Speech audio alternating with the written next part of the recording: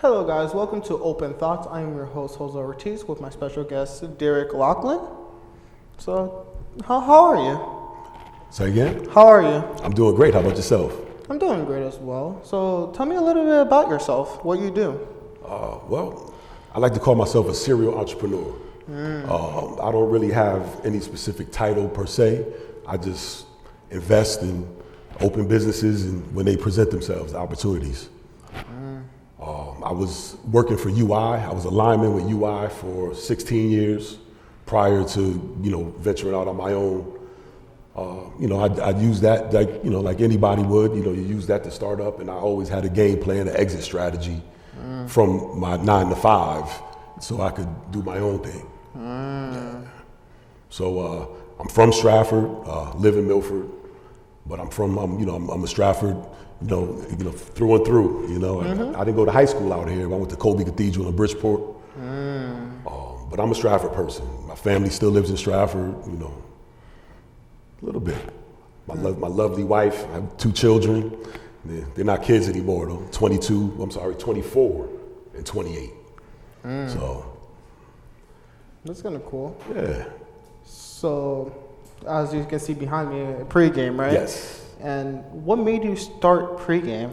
Okay, so pregame came about, believe it or not, I got a phone call from my 2 partners that I'm partners with at pregame, Neil and Lyle Jones.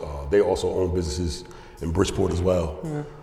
So they gave me a call one day and told me about this opportunity that they were thinking about doing, and I said, well, let's talk about it, and pretty much the rest is history. So we came, we put our minds together, we put our resources together, and we made it happen. And you see the result of it now is pregame. I think we have a photo of you and like the 2 owners as well. Okay. If we can bring it up real quick. It's taking a little bit. There we go. Those are the other 2 owners? So that's myself, as you see. In the middle is Lyle. And then to the right is Neil. Neil and Lyle are brothers. Myself and Lyle went to high school together. So that's how we kind of all met? Mixed in. Yeah. When Neil was a baby, when he was a little kid running around, we were in high school. So Neil is the youngest? Neil is the youngest. Yes. So Neil was the idea of opening all that? Yeah, Neil is the one who the opportunity came through. Somebody presented Neil with the opportunity, and Neil in tune turned around and offered the opportunity to myself and to his brother. No, that's kind of cool. We actually also have another photo of your grand opening. Okay. If we can bring that up real quick. Okay. And that's the mayor, right? That's cut in the resin? So that's the mayor. That is the head of planning and economic development to the right. Karen Sportini to the left. That is, they're all in the economic, all town hall people. Then we'll start from the left, starting with the regular. So we have Neil, as you see, and then that's Neil's wife. In the jeans? Yes, that's his mother. That's his mom with the jeans on. So his wife is the one in the dress? Yes. Okay. And then behind them is Lyle. Okay. Then the mayor.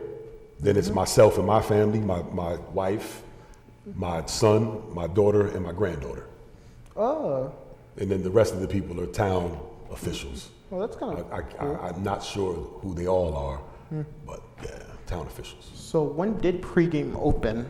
Pregame opened July 14th, 2023. So already past a year already. Correct. We had our 1 year celebration. We had 2 weeks ago. Was it 2 weeks ago? I think somewhere in that ballpark. We had it on the 13th. Yeah, we had it on the 13th. So it was actually a little more than 2 weeks, but no, that's kind of cool. But because in the photo behind you, the real convenience store. What made you open a convenience store after owning a bar? Okay, so the convenience store came because of the bar.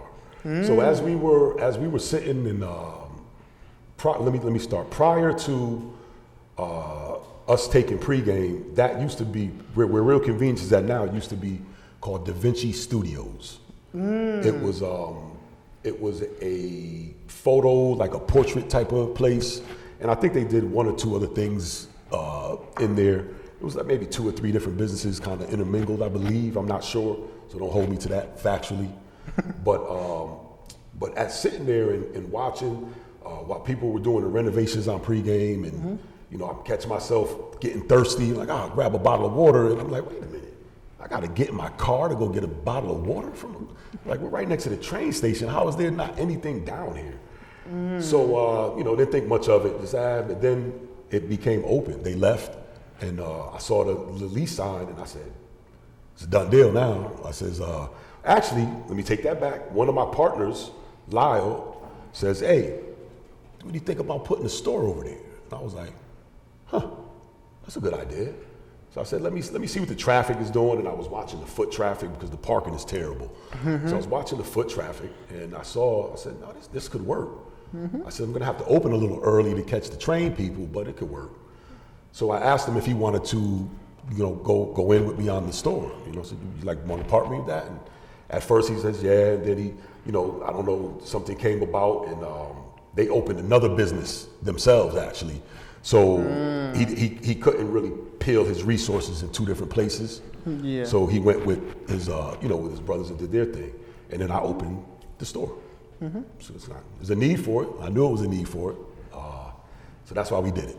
So was there any challenges opening in the convenience store? Opening it, not so much. It was once we got open, the class of license that I have is a class 1 deli license. You need a class 2 deli license to cook foods that produce grease vapors, which are bacon, sausage, egg. So I had to discontinue my sandwiches, not for health reasons, but for environmental basically reasons. That you have to have somewhere for those grease vapors to go. They can't just go into the air, or you'll be putting grease vapor into the air. It needs to be filtered and sent out clean. So, so for that, I understood, so I discontinued, but next week, I've moved the kitchen from the back to the front. I've picked up a couple pieces of equipment. I have a refrigerator coming tomorrow. That'll all be in the front, and then starting next week, I'll be bringing my sandwiches back, minus the breakfast sandwiches. Minus the breakfast, but you're gonna get something that only they really only have in Bridgeport right now, and I'm gonna bring the smash sandwiches. Ooh. So you'll be able to get the ham and cheese, the turkey and cheese, and the pre-cooked steak and cheese, and we'll be putting them on, and we'll be able to press them for you. So it won't be panini style, because not the lines. We're talking traditional bodega style sandwiches is what will be there. Wow. So there's a hurdle. You just figure out a way to get over it. You see something that drops in front of you as a stepping, you use it as a stepping stone, not an obstacle. I keep jumping through pregame and your convenience store because you own absolutely. both, Yes. and I love both of them. I go to your wings. I always get wings on Wednesdays, That's and I always good. get everything. That's Sometimes good. to get Malta, Arizona from the convenience store. I love it because I don't have to walk all the way down to it's really far. Like the Dunkin'. Like if I want a coffee or something to drink, it's like the Walmart's also far. Right. But it's a real big convenience that's right there, and now it helps everyone. Absolutely. But I'm also curious, after you started pregame, what was the challenge you faced owning as a business owner? Okay, so pregame was a little different. So we can start with I'll start with the basic thing, believe it or not. You guys probably know when it rains in this area, the water level rises, and there's a lot of groundwater here. Yeah. So if we get a ton of rain, sometimes we'll get the smell inside pregame, and there's nothing we can do about it. Wow. And it drives me absolutely crazy. So that was one of the biggest challenges. Were you able to fix trying that? to figure out, we weren't able to fix it, but we were able to figure out a way to mask the scent, if you want to call it that. That's the best we could do. It's really out of our control. We even talked with the landlord. We talked to a couple of building design people, and they would have to demolish the floor for pregame, and Acapulco. They would have to completely demolish the floors to get to the crawl space area underneath to try to redirect the water. and that's just, that would be unfeasible for the landlord. So we just deal with it. Okay. But in terms of restaurants, bars, you have up downs. We didn't run into too much adversity with licensing and permits. We were pretty good with that. But again, you know, the given our space, we're making it work. We could really use a bigger space. The space is kind of limiting us to the things that we can do, but we make it work, and we just continue to put out the good food. I know. I saw some of your Instagram. The food looked good. I was thinking about tasting some of the new ones. I always get the same thing. Okay. Because I was trying to ask you about that fries you gave me, remember? Yeah. I was trying to remember what it was, but I was going to ask you about it. Okay. But about a little bit about more of like your personal life. Have you done, you know how you said you flip houses? Correct. Was there any time that you lost money flipping a house? Yeah, I have a deal going right now that I'm actually in the negative because the lovely, I'm not going to say it, but the city in which I'm going to that I have this particular, which is not Stratford, it's another city. Their political. Their political challenges are causing a lot of issues when it comes to development in the city. There's a lot of out-of-town developers and even local developers that just can't get it done in the city because of the politics.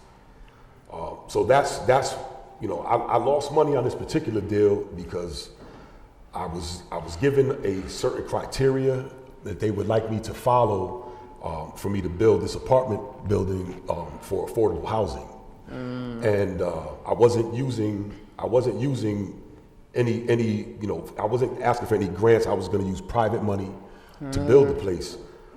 So I followed their blueprint, and then I went and sat down with the zoning board, and the zoning board denied my zone change, which, you know, I have attorneys involved, I have architects involved, I have land surveyors involved, a lot of money involved at this point. I have sketches and I had blueprints done based off of what they provided to me. And when I followed their instructions, and then they turned around and they still said no. Wow. And because of that, I'm about 50 grand in the hole. So, you know, I giggle about it, but I'm not happy, trust me. You know? So yeah, so I'm once I get this deal done and I'm hopefully able to break at least even, I'm gonna take my money outside of that municipality and bring it to somebody that is actually means what they say about helping people that need affordable housing, because that's what I'm trying to do. So that's kind of cool. And more about like your future and what you see. So what do you see your convenience store and pregame in 10 years? Okay, so the blueprint for pregame is to establish it, get it known, and then hopefully find a place that can accommodate our growth. I would like to see a rooftop type of venue. That would be something I would really be interested in. I love where we're at. I really do. If it was just a little bit bigger, but you know, who knows? You know, maybe we'll leave this one and we'll start a second one. You know, as you know, it's called Pregame Stratford, so that if we go somewhere else, it'll be Pregame New Haven or Pregame Stanford or Pregame. That's the reason why we named it and added the Stratford to the name, because there's hopefully there'll be more locations. That's kind of cool. As far as the convenience store, the plan with the convenience store is to get it up, established, and then I would like to open another one in another place and continue that same blueprint as well. You know. We actually have a video of you and the convenience store, so people can see what it looks inside, how you started it. Okay. So if we can pull that video right up. Come check this. It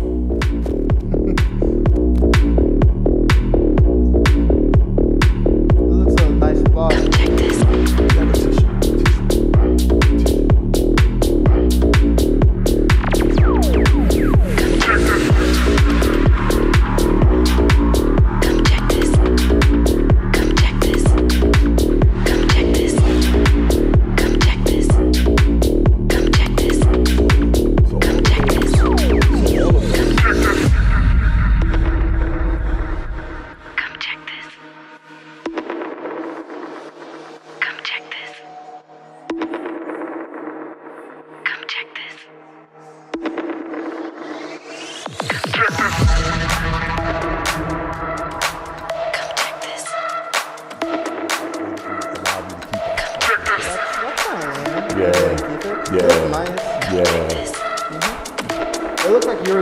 getting ready. Like, it looks great right now. Yeah, that's just getting started. Yeah, it's just the start and seeing how far that progress is already from the beginning. Because I sometimes visit the place I saw that they also just started, but it's not. It looks like they're starting as well, but I feel like they don't have a game plan. Right. But with all the stuff you've been saying, like you have a game plan, you plan for everything. So was it hard getting all the stuff you needed to get for your convenience store? Oh, absolutely. It wasn't easy getting the stuff together. I actually had one company out of, when I ordered my shelving, I had a company out of Florida ship me the stuff. I paid for inside delivery, and they weren't able to bring it inside, so it was returned. They never returned my money. Yeah, it was $1,600. They just stole from me pretty much. Wow. Yeah, but anyway, that's another story. So yeah, so my shelving, we did everything that you see inside the store. We put together ourselves, outside of the counter and the coffee counter. I had somebody come in and build that, but it's not permanent. It can be moved. Because cool. Once you start doing permanent things, you have to go through the building department. So, is there anything you like? Do you like when people suggest stuff to you? Do you instantly get it, or do you look at it to see if there's like, oh, this is profitable or not? Well, for the most part, what I do, I base how I stock the store. The initial buy are things that I know everybody uses or likes. Mm-hmm. So I have a pad, and like you see, like when you came in and you say, hey, I like Mango Arizona. So I said, okay, Mango Arizona. Now somebody else tell me, hey, if you could get in, this flavor of this, okay, so get that flavor. Accept different things. Absolutely. What I will do is I prefer to ask the customers what they want, so that I can get the right things in the store as opposed to the things that I think people want. Because you could lose a lot of money that way. Yeah. So if I want to start my own convenience store, I have to get the basic stuff that people will want, but also still ask, would you like this more than the other? Like the flavors. Well, you have to start, if you want a convenience store, you actually have to start with your location and find out, if you're going to be putting it in a good area. That's number one, is the location. The location is everything when you're talking businesses. Unless you have a business that doesn't require, traffic. Yeah. But other than that, with a convenience store, laundromat, liquor store, you name it, bars, restaurant, location is everything.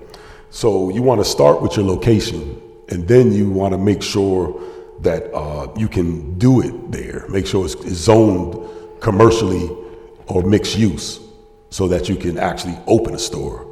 Other than that, you'll be dealing with the process of sitting down with zoning board and asking for special permission or a zoning change. And when you start asking for zoning changes, the community gets involved.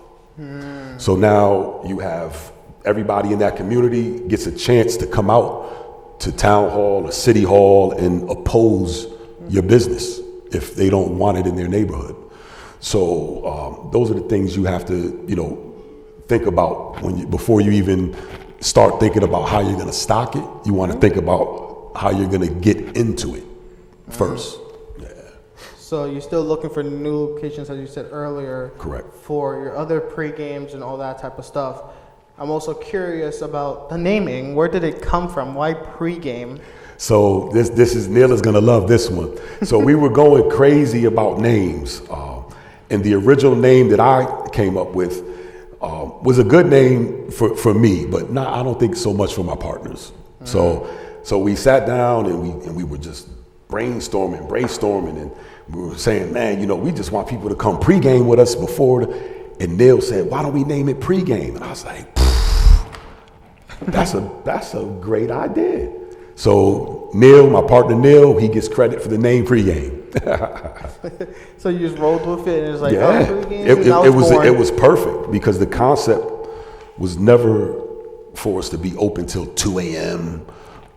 It was always, 11, 12, maybe 1 on occasion, but never 2 a.m. Because we don't want to be considered like a nightclub, because we're not one, you know. And that's the biggest thing that we get that you know can hurt your business is if you get branded a certain way, then you get stuck with a certain clientele, and that you never want that. You want people to feel included. You want everybody to feel comfortable. It should be diverse. You know, it should never be one way or the other. It should be a mixture, and that's what we're continually striving for every day. As you're saying mixture, like, do you have different type of events? Because we do have a photo about your karaoke Tuesday, Correct. right? Yep. So I'm just wondering if you have any other events do you own? Yes. So we have Tuesdays karaoke night. We just started last night. Was our first night and we're gonna go every Wednesday now. We do jazz now. We have live jazz.